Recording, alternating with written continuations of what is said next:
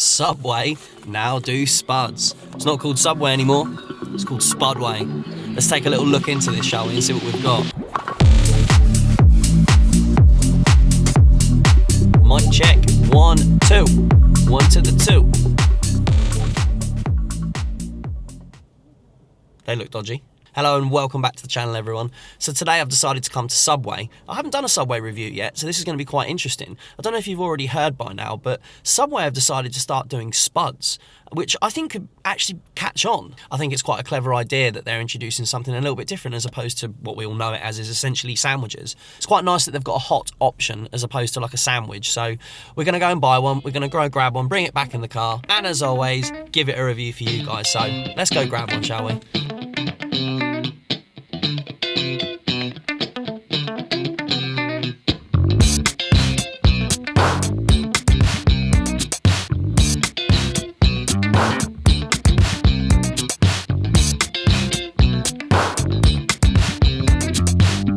It's not called Subway anymore, it's called Spudway. Let's take a little look into this, shall we, and see what we've got. It's warm, it's actually hot, I'm excited. Woo-hoo-hoo! Complete with bottle of water, of course.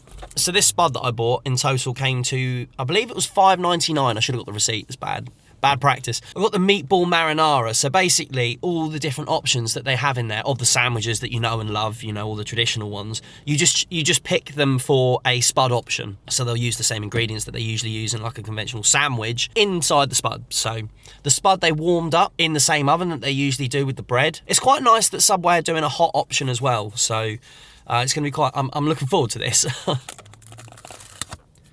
With your Subway stickers. Stick them there, shall we? I can't remember which way round to open it. They've tricked me here. Look, that should be the other way round. Let's have a look at this puppy, shall we? Oh, look at that. Cute. Dear. So this is the meatball marinara. I opted to have some onions put on it as well, and some peppers. And I got crispy onions on top of it as well. The potato itself, it's not crispy, but let's go in and give it a go, shall we? This could get messy real quick. Look at the steam coming off of it, look. The cheese pool, look at that. Oh, there's something about a spud, isn't there? Let's go in for that first bite. Let's give it a go.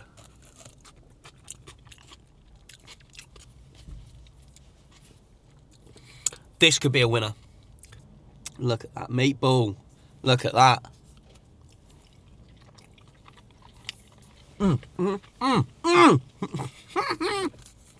This is good. Let's analyse the skin of the potato, shall we? So the potato itself, so it's nice and piping hot. Look at that cheese pool. This is so much better.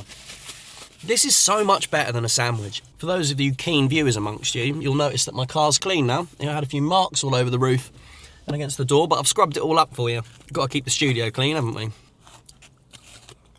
For 6 odd quid. This far exceeds their sandwiches. Another meatball. Let's get another meatball in there, shall we?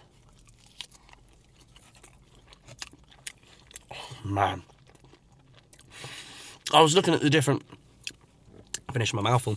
I was looking at the different options when I was in there, and I'll be honest with you, the meatball marinara is my favourite sub.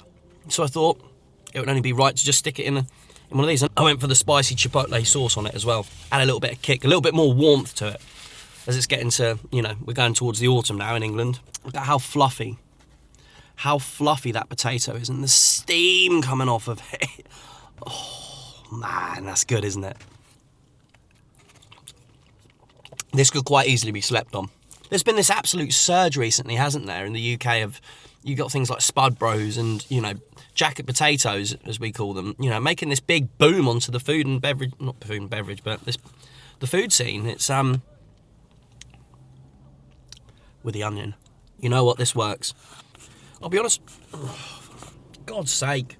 Never thought a jacket potato could make so much mess. Unreal.